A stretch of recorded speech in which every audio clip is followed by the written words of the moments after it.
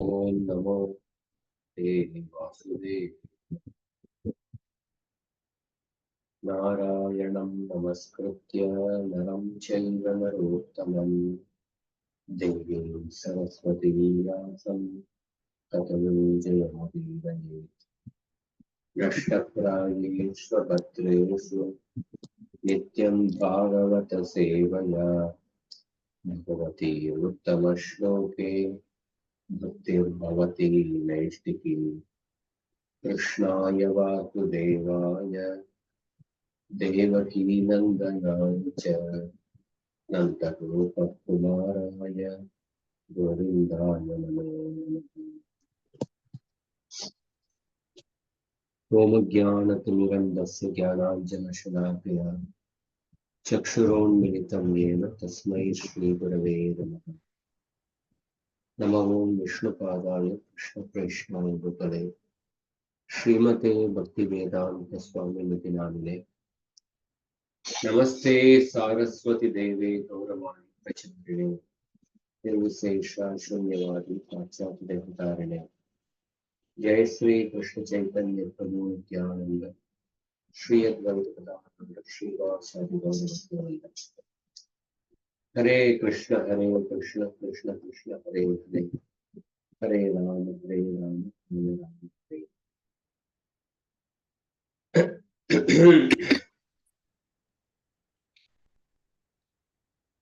Somebody like to recollect the last class?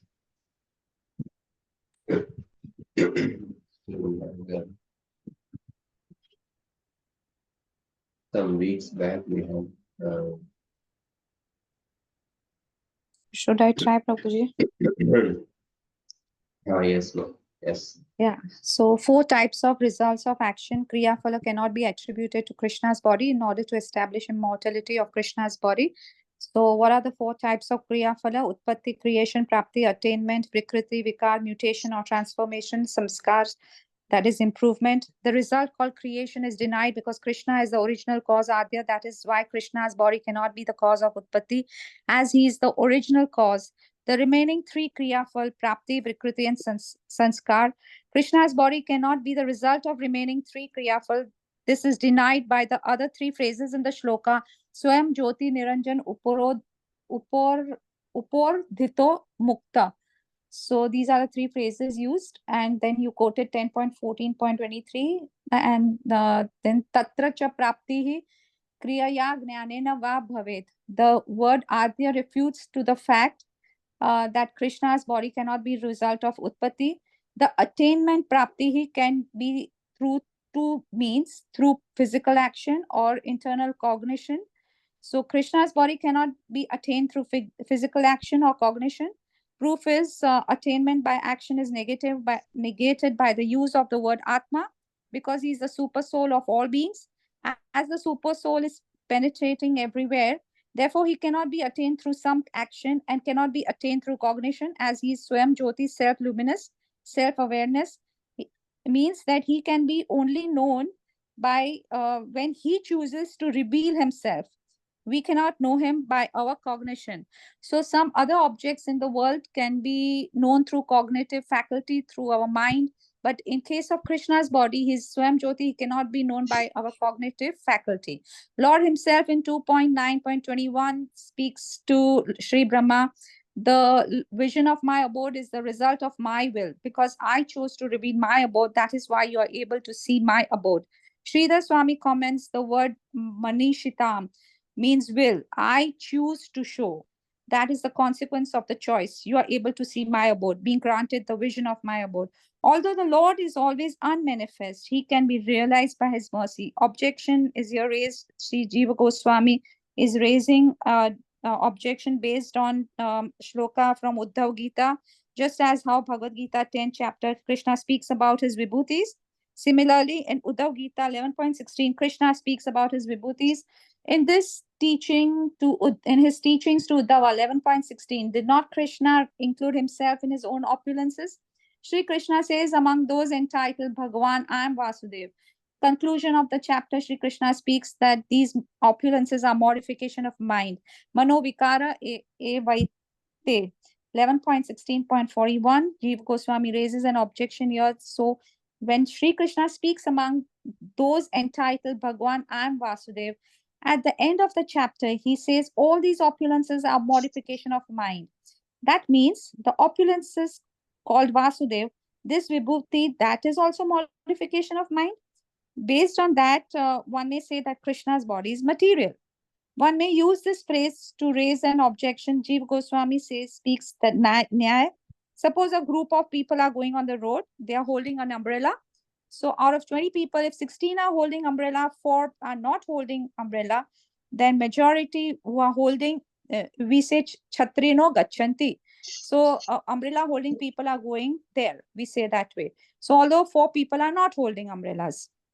Similarly, in Uddhav Gita 16 chapter, when Lord Shri Krishna is speaking about Vibhuti, majority of the things Lord Krishna is speaking is about phenomenal things, the material things. But few of these among the people who are known as Bhagwan and Vasudev, this Vasudev is noumenal thing, not phenomenal. But because majority of the things are phenomenal things, at the end of the chapter, Lord Shri Krishna says that all these are modifications of mind, because majority of these phenomena are phenomenal things. That is why this statement is applied in 11.16.37, end of the chapter. In this shloka, Prithvi, Vayu, Akash, Apo, Jyotir, Aham, Mahan, Vikara, Purusho, Vyaktam, Raja, Sattvam, Tama, Param. So I'm earth, water, fire, air. I'm the Mahatattva, ego modification of living entities, material nature, Sattva, Rajas, Tamas. Last param is not phenomenal thing, but luminous thing. So in this verse, para indicates even Brahman is enumerated in the list of phenomenon. Yet Brahman is not phenomenon. In spite of Krishna's mention in the list of phenomenon, all of which can be obtained through action, cognition, but his form is not attainable or cognizable in this way. So all the phenomenal things can be attained through physical action or cognition, but his form is not attainable or cognizable in this way, because Krishna's form is Swayam Jyoti. In this manner, the verse denies the result of action known as attainment can be anyway be attributed to his form. And then yourself mentioned about the third one is Vikruti, and you mentioned about that paddy field, that paddy and husk. In case of Lord, the Lord is without any material association, na sambhavit. Thus, in the case of paddy and rice, when the husk is removed, you get the rice. Rice was in contact with the husk. Beating, you could remove. In case of Sri Krishna, asanga gatvat, he is without any material association. So Krishna's body cannot be obtained by result of Vikruti. So na sambhavit ityaha, the word is used, mukta upadita.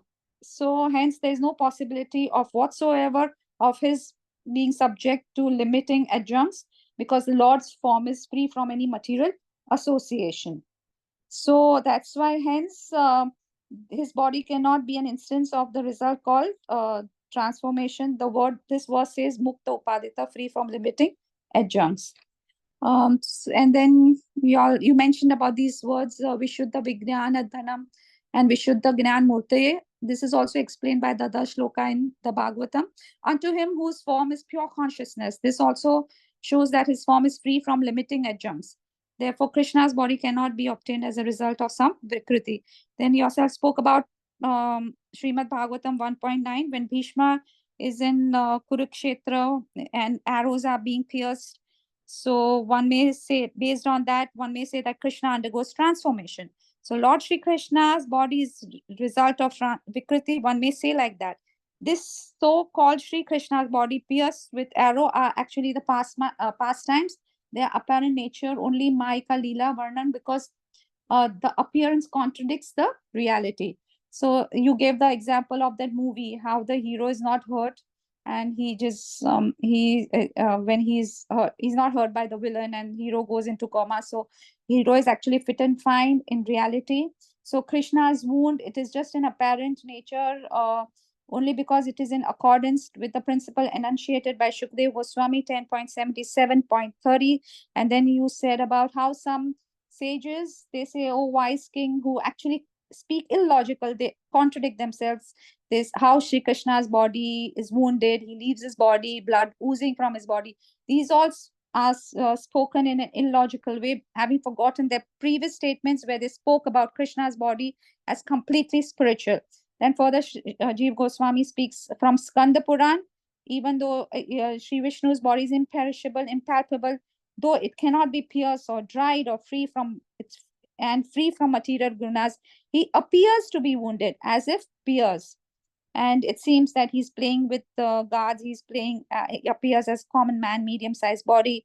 He upholds such appearance to bewilder the atheists, but the living, liberated souls are never bewildered.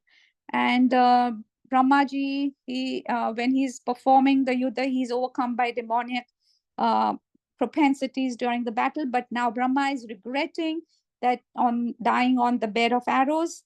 That attitude seems to Brahma like an horrible nightmare.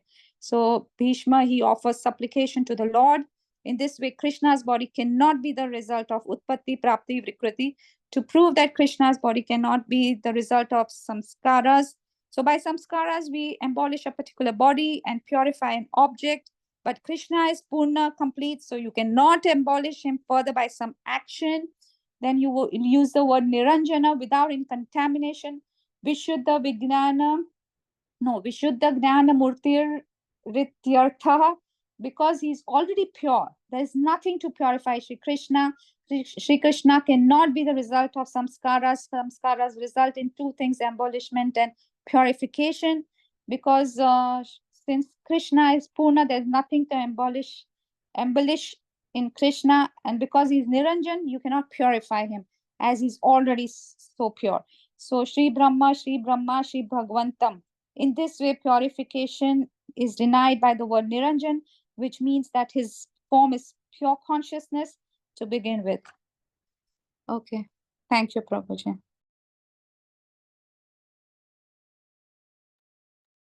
Okay, thank you. Thank you, Mataji, for summarizing the 58th anuccheda, which we discussed, I think, maybe a month back or something. We will go to the 59th anuccheda today. Read the Sanskrit. Can you see the Sanskrit? Yes, Prabhuji. No, we can see the translation, 59th Anucheda. Bhagavan's attire and ornaments are part of his Swarupa.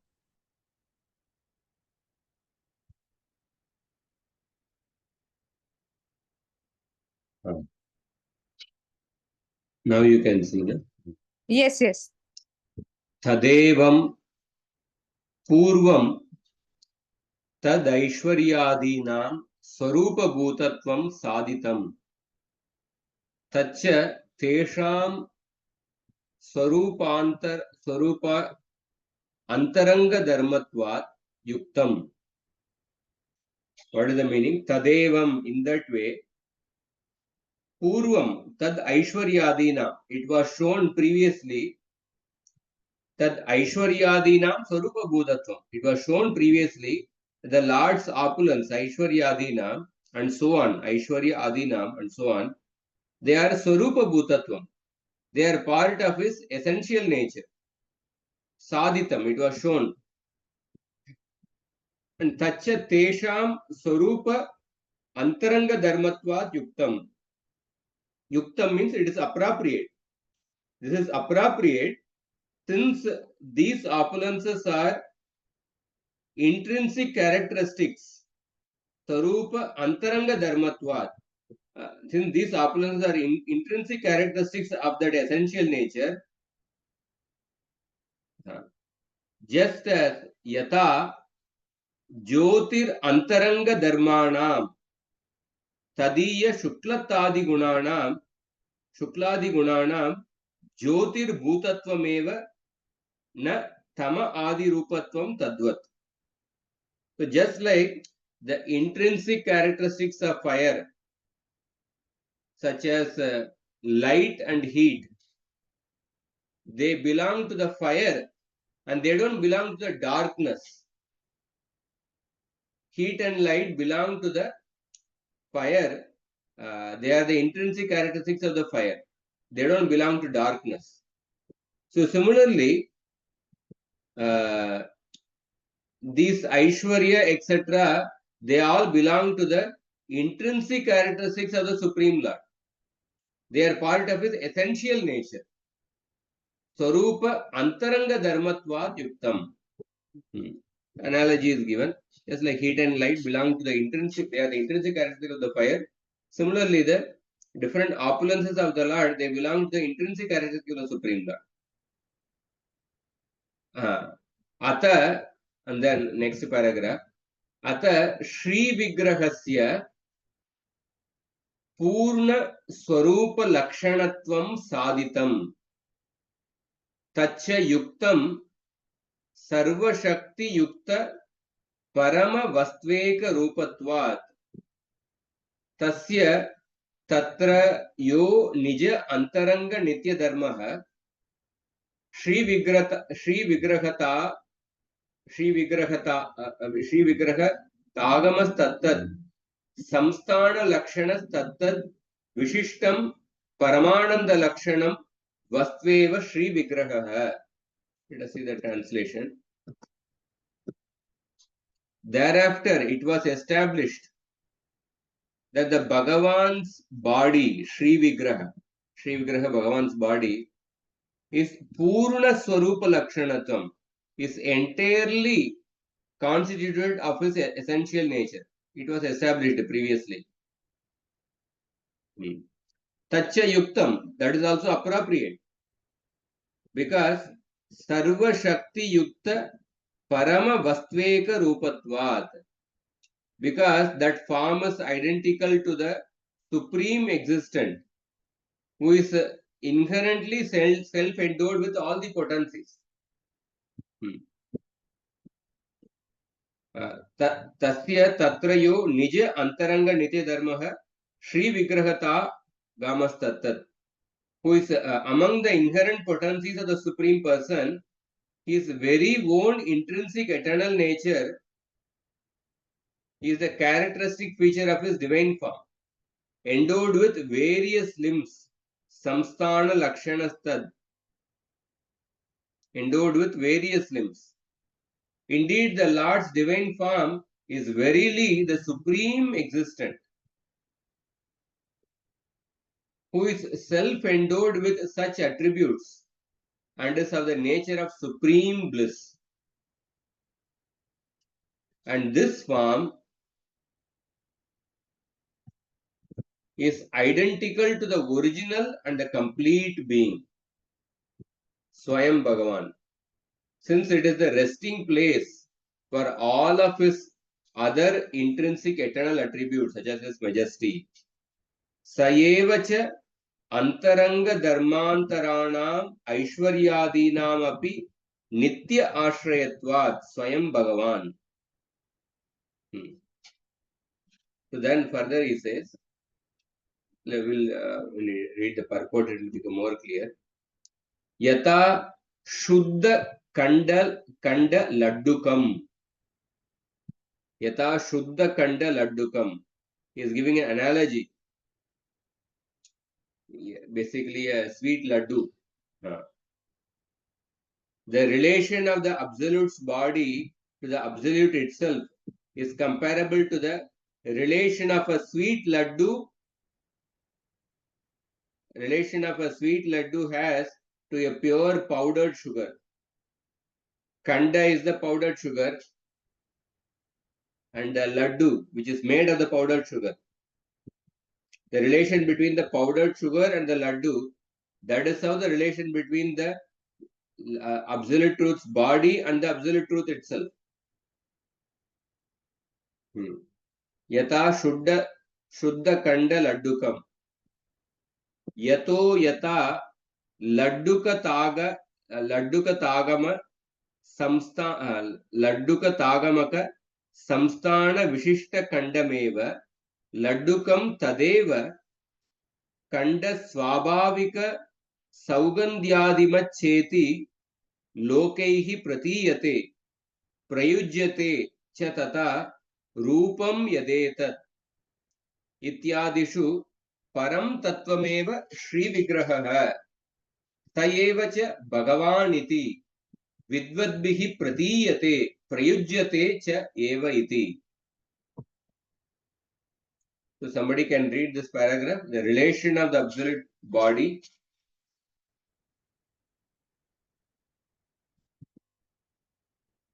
The relation of the absolute body.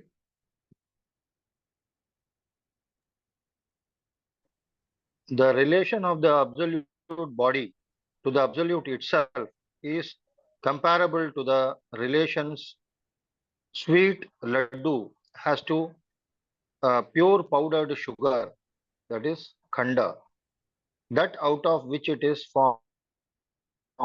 Laddu, a particularized form of sweet, is nothing other than pure powdered sugar, shaped in such a way that it features all the necessary components that make it recognizable as laddu.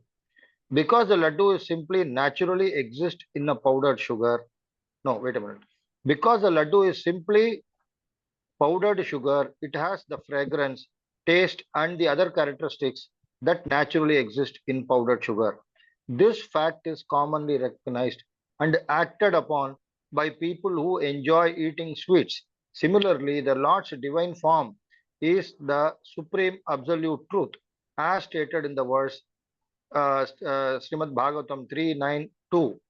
He is that form, and that every form is recognized by those in knowledge as Bhagavan, the Supreme Lord Himself, and is dealt with appropriately.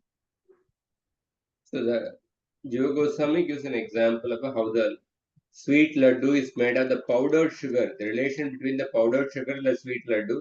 Similarly, that is how the relation between the Lord's body and the Lord himself.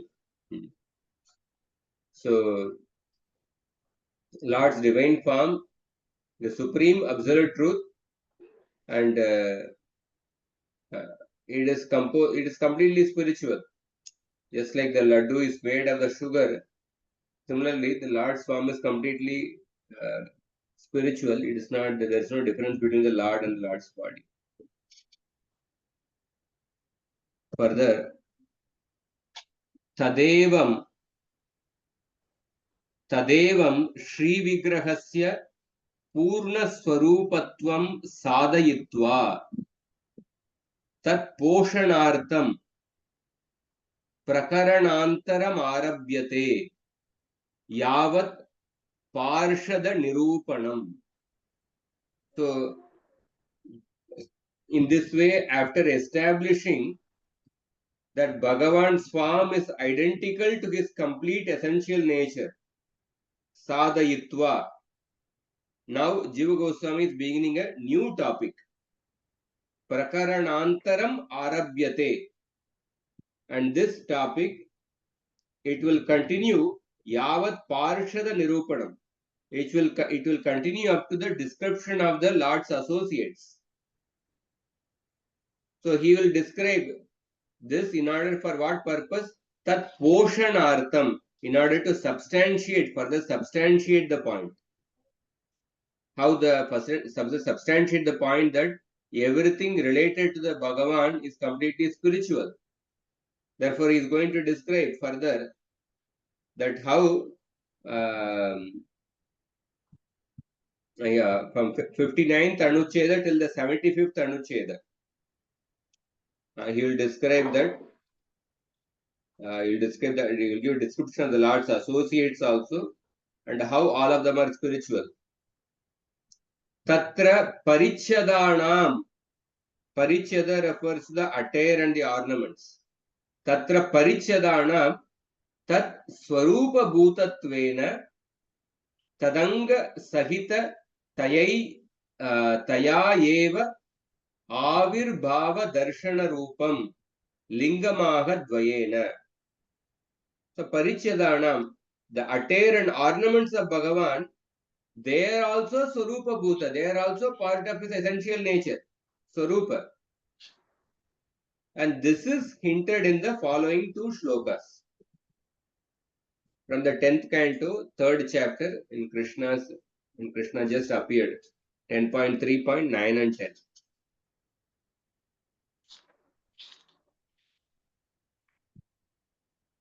Tamadbhutam balakamambujekshanam chaturbhujam shankagadaryadhayudam Srivatsalakshmam Galashobi Kaustubam Pitambaram Sandrapayoda Saubagam Maharha Vaidurya Kirita Kundala Tvisha Parishvakta Sahasra Kuntalam Uddhama Kanchyanga Dakankanadibir Virochamanam Vasudeva Aikshata. Somebody can read the translation. Vasudev looked at thee.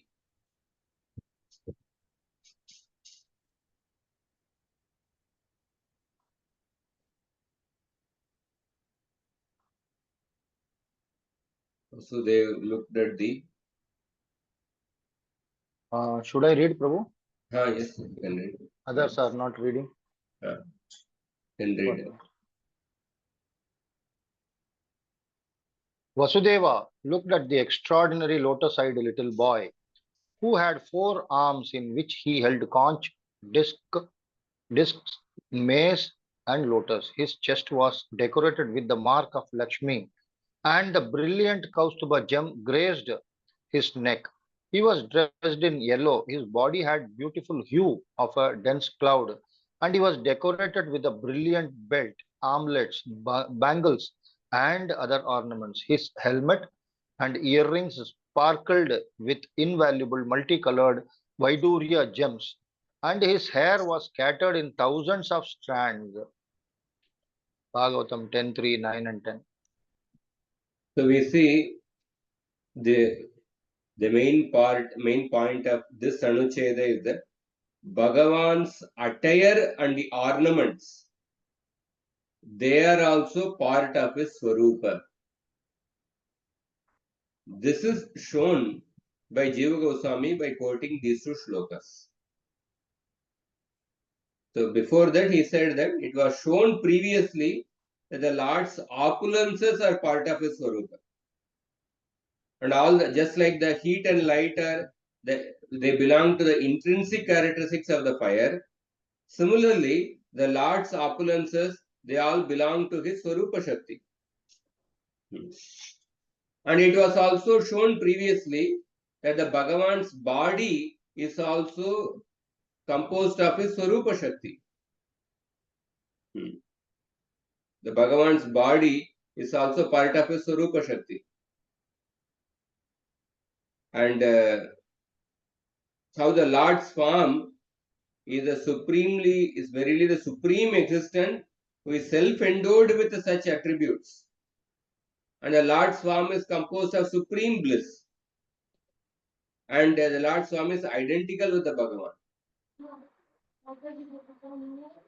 And the example Jiva Goswami gave was that sound keeps coming.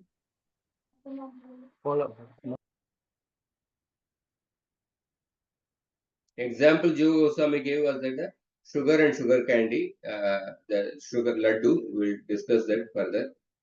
Now, after establishing that the Lord's form is part of his essential nature, now he is beginning a new topic in which he will describe how the Lord's associates and the Lord's ornaments and all these things are part of his Swarupa. In this section, Jiva Goswami concludes his investigation of the non-difference of Bhagavan's body from himself.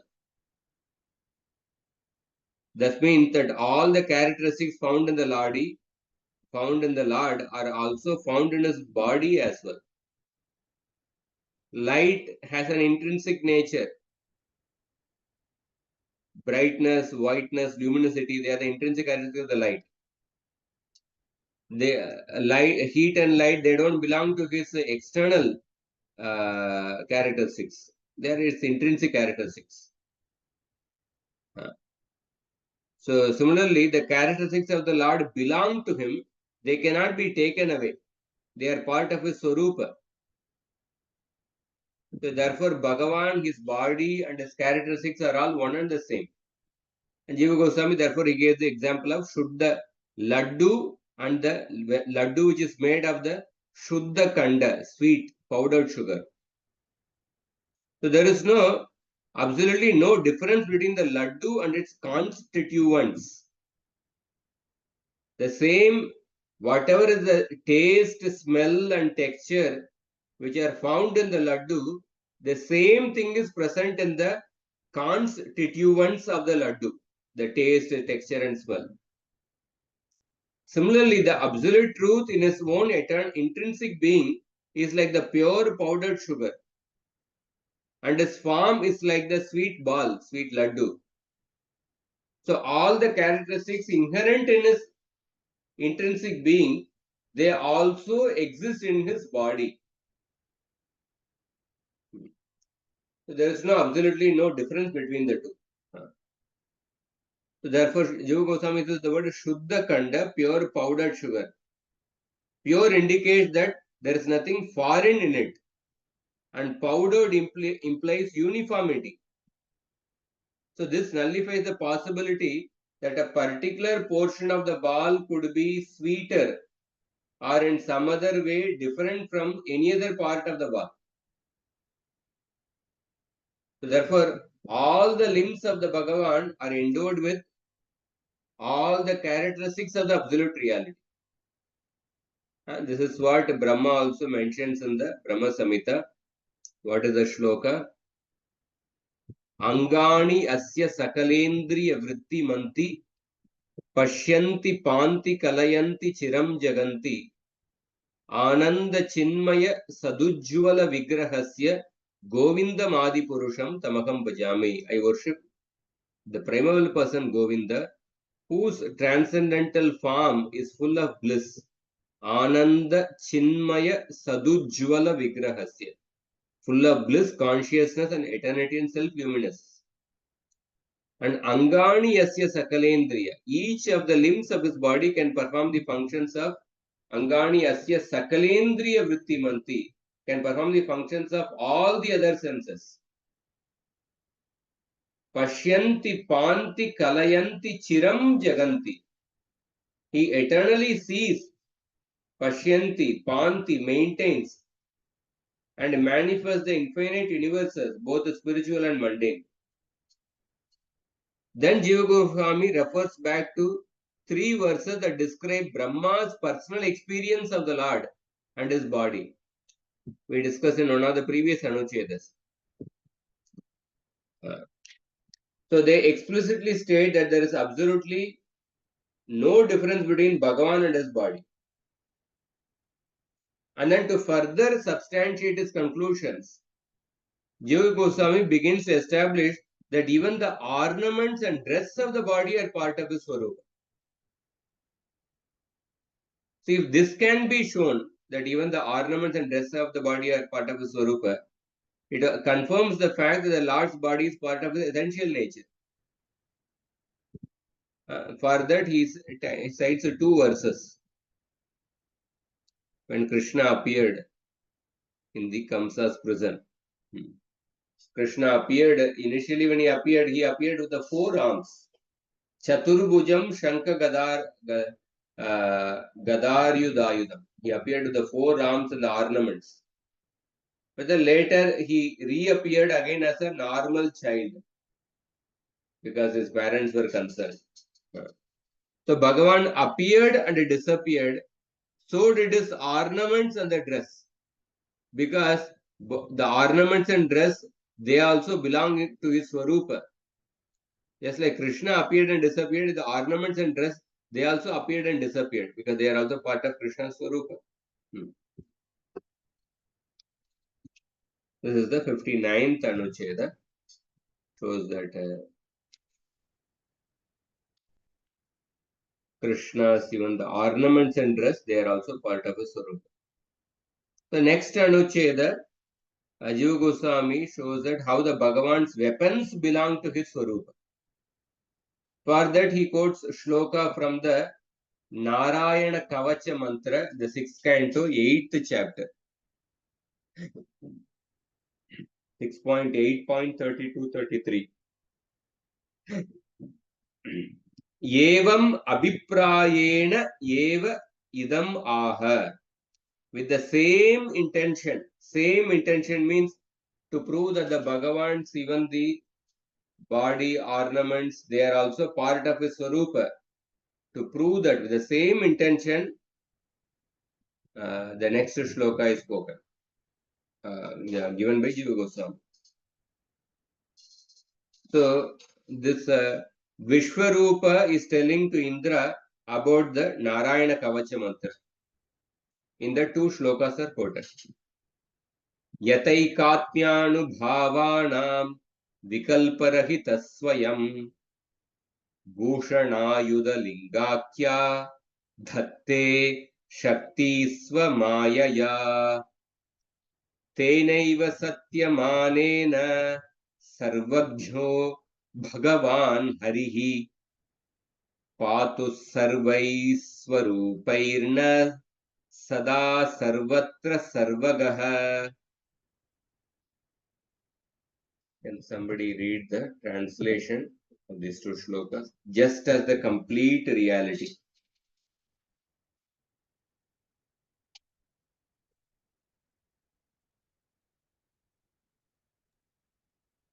Anyone wants to read? You can read, no problem. Okay. Just as the complete reality, Swayam Bhagavan is experienced as free from distinction for those established in exclusive identity with him. Similarly, through his own Maya, he himself employs energies in the form of ornaments, weapons, and insignia. On the truth of this statement, may the omniscient and omnipresent Sri Hari always protect us everywhere by all the potencies and manifestations that are identical to his essential being. Bhagavatam 6:8, 32-33.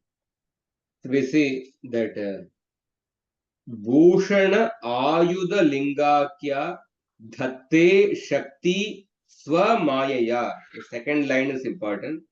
That Bhagavan employs his energies in the form of ornaments, weapons, and insignia. So, how the Lord's weapons belong to his Swarupa, further the second line of the shloka is quoted as a pramana. So, Aikatmyanu Bhavana. Aikatmyanu Bhavana Kevala Paramaswarupa Drishtiparana. Aikatmyanu Bhavana means Kevala Paramaswarupa Drishtiparana Vikalparahitaha Paramanandaika Rasa Paramaswarupataya Spuran api yata yena prakarena. So the phrase Aikatmyanu Bhavanam, those who experience exclusive identity with him.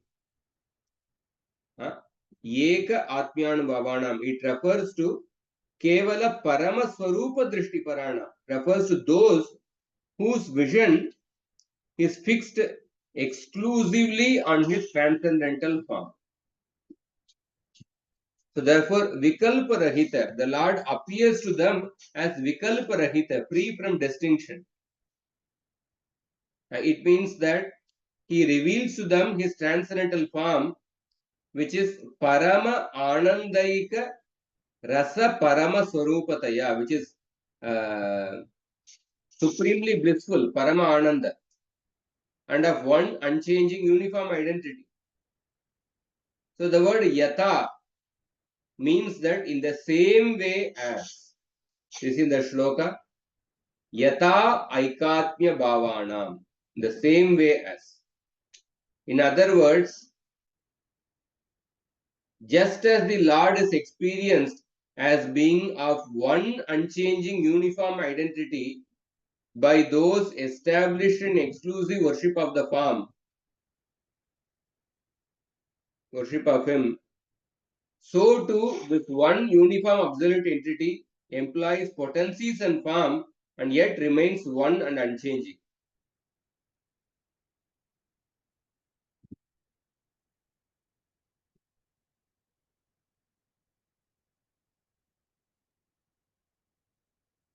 So the word yata means in the same way as. In other words, just as the Lord, though replete with form and attributes, is experienced as being of one unchanging uniform identity by those established in exclusive worship of him. So too, this one uniform absolute entity implies potencies and form and yet remains one and unchanging. Then further he says, Sveshu swaswamitaya bhajatsu ya maya kripa तया हेतुना स्वयं भगवान् विचित्र शक्तिमयेन स्वरूपेणैव कारणभूतेन भूषणाद्याख्या शक्तिमयाविर्भावात् धत्ते गोचरयति तेनैव विद्वत् अनुभवलक्षणेन सत्यप्रमाणेन तद् यदि सत्यं स्यात् तदा इत्यर्थः तैरेव भूषणादिलक्षणैः सर्वैः स्वरूपैर्विचित्रस्वरूपाविर्भावैर्नः पातु. So what is the meaning? He does so out of his own maya, swamayaya, which here means out of mercy upon his own people. Kripa taya hetuna, or in other words, upon those who worship him as their Lord, Master and Beloved. As their Lord, Master and Beloved. So mercy is the cause of his doing so. So the word Swaya means Swayam Bhagavan, the complete personal non-dual reality. He himself in his own essential form, inherently self-endowed with wonderful potencies, employs or displays those potencies in the form of ornaments, weapons and so on. So on the truth of this statement means on the evidence of realized devotees who have directly experienced the Lord as such. So if this statement is true, then may the Lord protect us through all these wonderful manifestations of his essential being, distinguished as ornaments, weapons and so on. Taireva bhushanadi lakshanaihi sarvaihi swarupair vichitra swarupavirbhavair naha patu. So Atayeva, then Vishnu Dharma is quoted. Atayeva Shri Vishnu Dharme Bali Krita Chakrastave. So in the Vishnu Dharma, Bali Maharaj is offering a prayer. The Vishnu Dharma Purana. Brahmatastasya Chakrasya Nabi Madhye Mahipate Trailokyamakilam Daityo Drishtavan Bhurguvadikam. So the Bali Maharaj is saying that, O king, the Daitya then saw the whole universe, consisting of the planetary systems known as Bhu, Bhuvar and so on, within the navel of the Lord's revolving disk weapon, indicating that the Lord's disk, like the Lord himself, enfolds the entire universe within himself.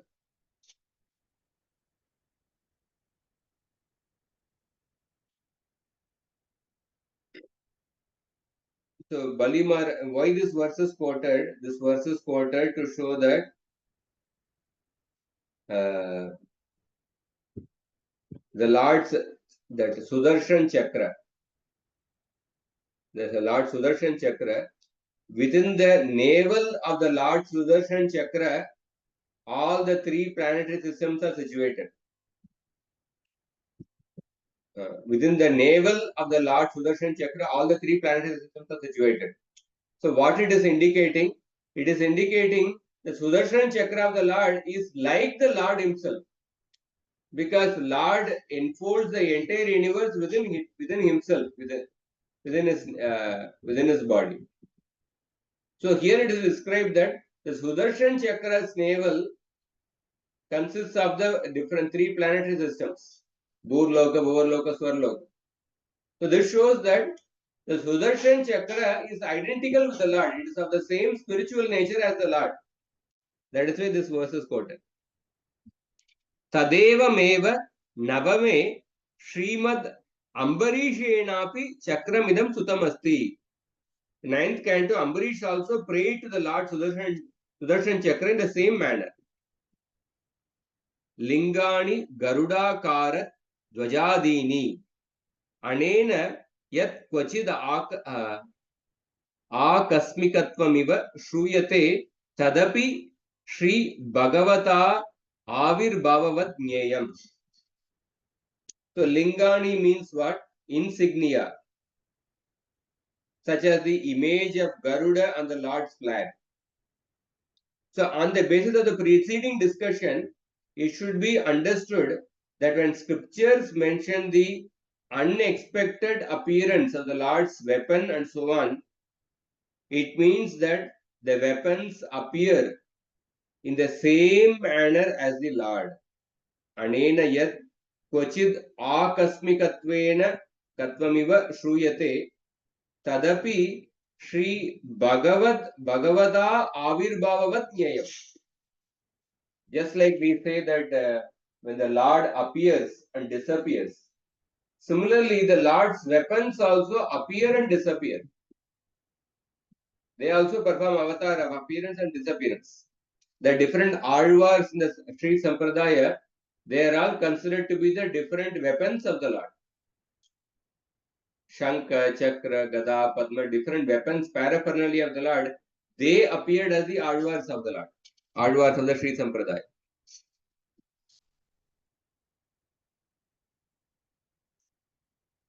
So then further,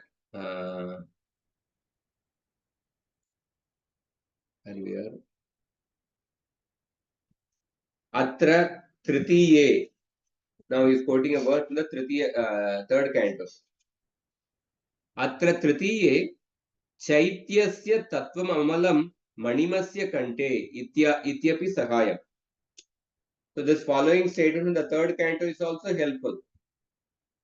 So the Kaustuba gem, the embodiment of all pure conscious beings, Chaityasya Tattvam Amalam, decorates the Manimasya Kante, decorates the neck of Bhagavan. So this statement is also quoted to show how the Kaustuba gem is the embodiment of all pure conscious beings. That means Kaustuba gem is also completely spiritual. And then he quotes another shloka from the 12th canto. Ato dvadashe api Kaustuba yapadeshena swatma jyotir bivartyajah ityadikam virad gatattvena upasanartam abeda drishtya darshitamev yata sambhavam sakshat Shri Vigrahatvena apyanusandeyam tatahi Shri Vishnu Purane. So even though the statement, the 12th canto, 12.12.20, the unborn Lord carries the living beings in the form of the Kaustuba gem. Kaustuba Vyapadeshena Swa Atma Jyotir Bivartyajaha. The unborn Lord carries the living beings in the form of the Kaustuba gem. Is made in regard to the Virata form. Ityadikam Virat Gatatvena Upasanartham Abeda Dashtya. Although it is made in relation to in regard to the Virata form for the purpose of worship, it should also be understood in reference to the direct form of the Lord. Because this statement is made considering the two forms as non-different. So although the 12th canto verse is describing the Virata Rupa, in that it is described that Kaustuba is actually spiritual, but it should be understood that in reference to the direct form of the Lord Bhagavan, because this statement is made according to the two forms as non-different. So then finally he quotes the Vishnu Purana shloka. When we read the purport, it will become clear. Vishnu Purana shloka. Atmanamasya jagato nirlepam agunamalam bibarti kaustuba mani swarupam bhagavan harihi. Sri Hari upholds in the shape of the Kaustuba gem the living beings of the world who are beyond the material contact, free from the gunas of nature and pure. So after explaining that the Bhagavan's body is part of his Swarupa and therefore non-different from him, Jiva Goswami begins explaining that even his dress and ornaments, weapons, they are also part of his innate nature. So generally, for a common person, the dress and ornaments, they do not belong to the body. A change in the dress and the ornaments, they don't affect the change in the person because they don't belong to the body. And nobody in this world is born wearing such ornaments and dresses. So therefore, ornaments and dresses, they are part of his.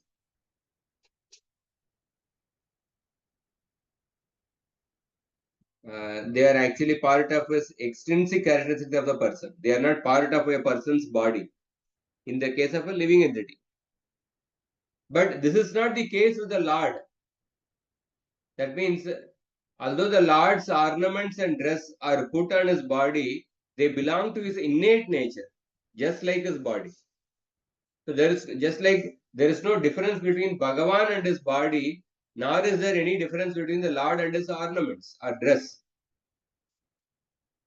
So previously, the previous anuccheda, it was explained that Krishna appeared as the four-handed Vishnu form before Vasudeva and Devaki.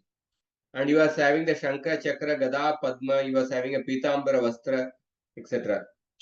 And therefore, Shukdev Goswami described in that shloka as Adbhuta Balaka, an amazing child, an extraordinary baby.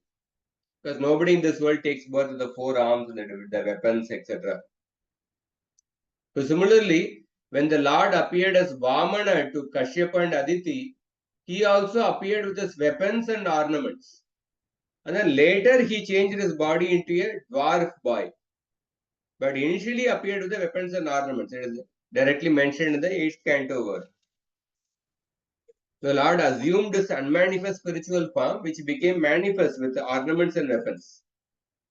Then, as the parents watched, he became Vamana, the boy Brahmana.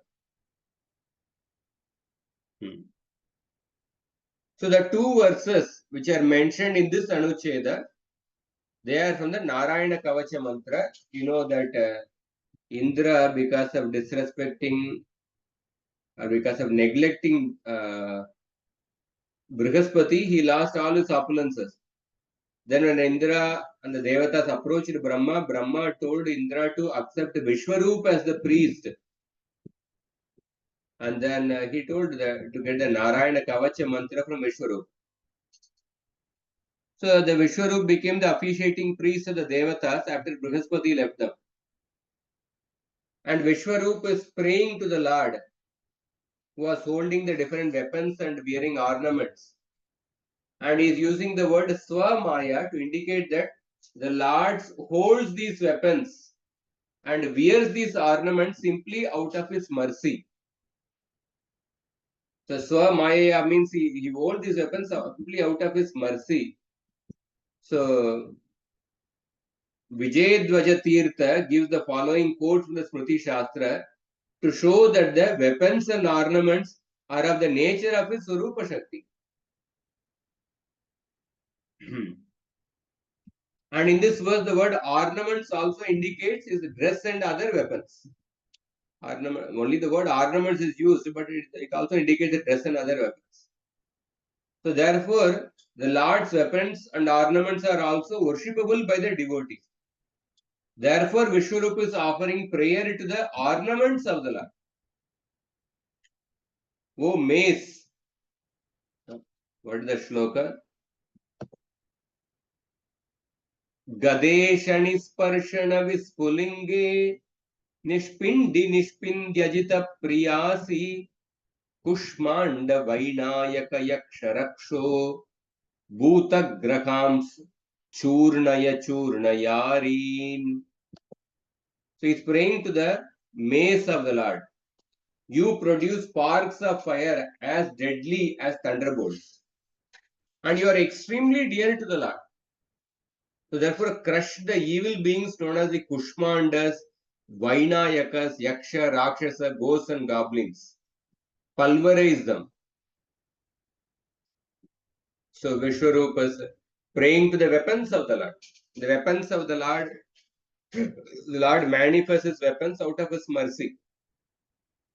And then Jiva Goswami gives another quotation from the Ambarish Maharaj section. When Ambarish was attacked by the demons sent by Durvasa Muni, at that time, Lord sent Sudarshan Chakra for the protection of Ambarisha. Sudarshan Chakra killed the demons sent by Durvasa and they started chasing Durvasa Muni. Durvasa Muni went to Brahma, Shiva, etc., Vishnu. Nobody could help him. Finally, on the advice of Vishnu, Durvasa Muni came and begged forgiveness from Ambarish Maharaj. So at that time, Ambarish is requesting the Sudarshan Chakra to spare Durvasa Muni. So therefore, to spare Durvasa Muni, there only Ambarish is speaking that shloka.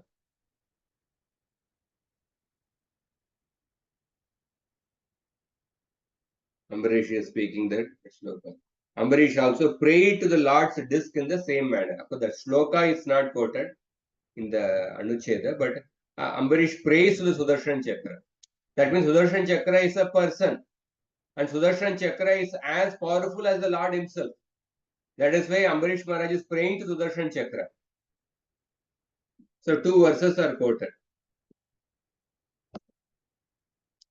त्वमग्निर्भगवान् सूर्यस्त्वं सोमो ज्योतिषां पतिः त्वमापस्त्वं क्षितिर्व्योम वायुर्मात्रेन्द्रियाणि च त्वं धर्मस्त्वमृतं सत्यं त्वं यज्ञो किल यज्ञभुक् त्वं लोकपालः सर्वात्मा त्वं तेजः पौरुषं परम्. So Ambarish Maharaj is praying to Sudarshan Chakra, you are the fire, the sun, who is the Lord of the cosmos, and the moon, you are the master of all luminaries. You are water, earth, and sky, you are the air, the five sense objects and senses as well. And you are the justice, the eternal law, and the truth. And you are encouraging statements, you are sacrifice, you are the enjoyer of all sacrifices, you are the maintainer of the entire cosmos and the self of all. And you are the supreme prowess of the divine person. So Ambarish Maharaj is praying to Sudarshan Chakra just as he would pray to Lord Vishnu. Because Sudarshan Chakra is directly the potency of the Lord and not different from it. So any entity that is by its own essential constitution worthy of worship cannot be imaginary or material. Therefore, the weapons of the Lord can appear spontaneously out of their own volition, just like the Lord appears in this world out of his own sweet will. So when Krishna was prepared to disappear from the world, his weapons left for Vaikuntha before him. And this was observed by Daruka and his Daruka, Krishna's driver. All the weapons of Vishnu rose up and followed the chariot. And Lord Janardhan spoke to his chariot driver, who was most astonished to see this. So therefore, we see in these quotations, Vishwarupa praying to the Lord's weapons. Ambarish Maharaj praying to Sudarshan Chakra.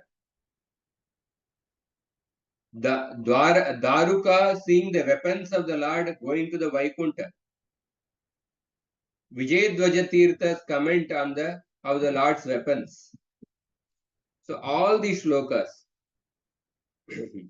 And Bali Maharaj's prayer. Bali Maharaj also says that how just like he says that all the 14 planetary systems, Burloka, Borloka, Swarloka, they are all situated in the Sudarshan Chakra of the Lord, the navel of the Lord Chakra.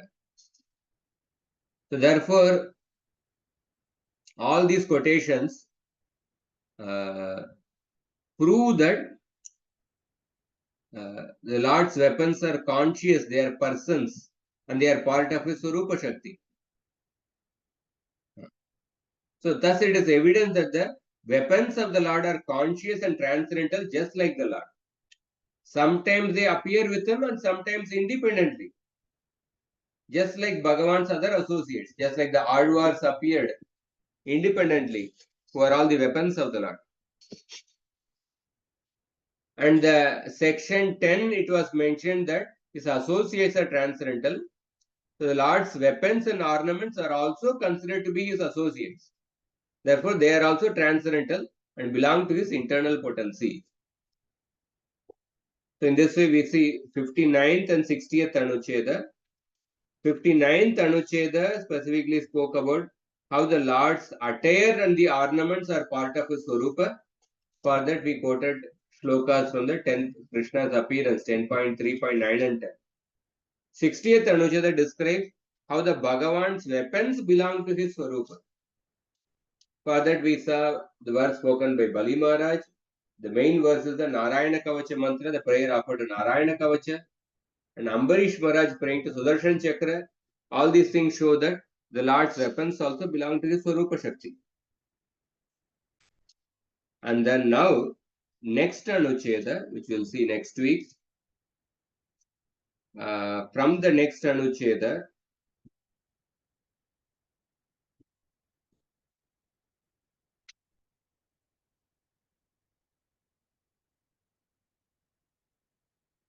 so from 61st Anucheda, Jiva Goswami will speak about 9 characteristics of Vaikunta. How the Vaikunta is also part of Lord Swarupa Shakti. He proved in the previous Anuchedas that the Lord's Aishwaryas are part of his Swarupa Shakti. The Lord's body is part of his Swarupa Shakti. Then he proved that the Lord's ornaments and dress are part of his Swarupa Shakti. And then he proved the Lord's weapons are part of his Swarupa Shakti. Now, the next few Anuchedas, he will describe how the Lord's abode Vaikunta is part of his Swarupa Shakti. And then in this connection, he describes 9 characteristics of Vaikunta. So, which we will discuss in the next, starting from the 61st Anucheda till the 69th Anucheda. 69 and the 70th Anucheda. The 70th Anucheda, 61 to 70, the 9 characteristics of Vaikunta will be described, which we will discuss, and it will take, I think, several weeks. But especially one of the characteristics is that nobody falls from Vaikunta. You will see that also in very great detail. So the 9 characteristics of Vaikunta are discussed because for the what purpose? To show that Vaikunta is also part of his Krishna Swarupa Shakti. This discussion will start in the next week, 61st Anucheda onwards. Hare Krishna. Anybody has any questions? Comments?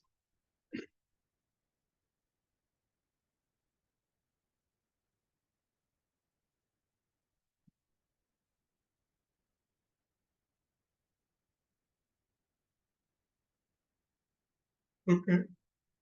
There are no questions. We'll stop here.